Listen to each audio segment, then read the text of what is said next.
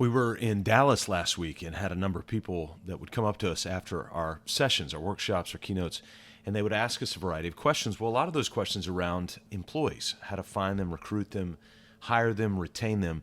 And one of the biggest subset of questions that we have was, do we hire for experience or do we hire for potential? In other words, do we hire somebody who's expensive, been in the business a long time, but theoretically knows what they're doing?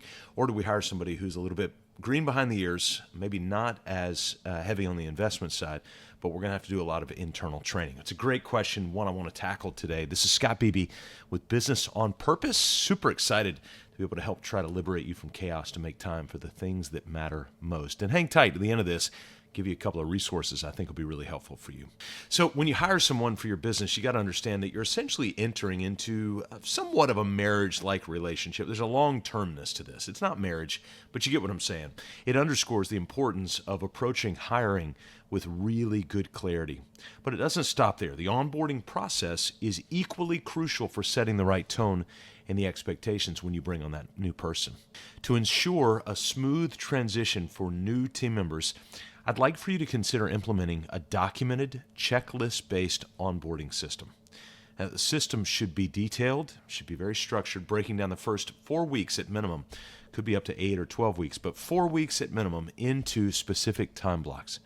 For example, you might have a plan for week 1, day 1, hour 1, followed by week 1, day 1, hour 2, and so on from there.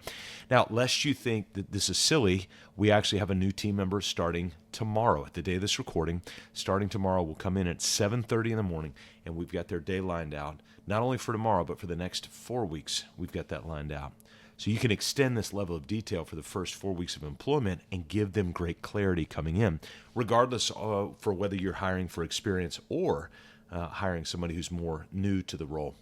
If you have that kind of meticulous plan, communicates a couple of things up front to your new hire. First, it shows that your business has established procedures and expectations for new members to follow, and that you expect them to follow them because you're following them.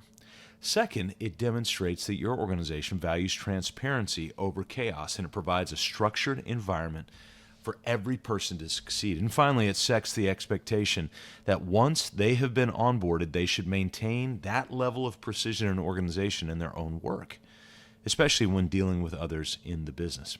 So when it comes to talent acquisition, you have two main options. Let's go back to that idea. You can pursue top-tier, experienced professionals, but be prepared for the associated cost and responsibilities and investment. See, hiring world-class talent, it often means you're buying the whole field. In other words, you're investing in the entire skill set and experience, which comes with a premium price tag and sometimes premium drama and the need for appropriate management. Alternatively, you can recruit individuals who may not have extensive experience but show a lot of potential, or they've got the right character.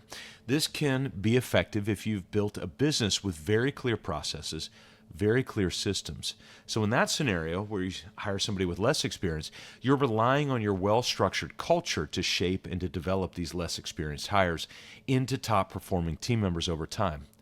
Both strategies have their merits, and the choice depends on your business-specific needs, your resources, your long-term goals, your willingness as a leader.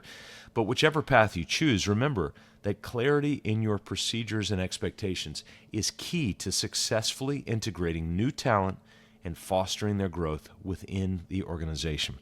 Now, just a little caveat, lest you think that if you're not highly structured but you bring in somebody with experience, it's still a lack of clarity that you're bringing them into. And so don't expect their long-term experience to compensate for the challenges that you might have internally.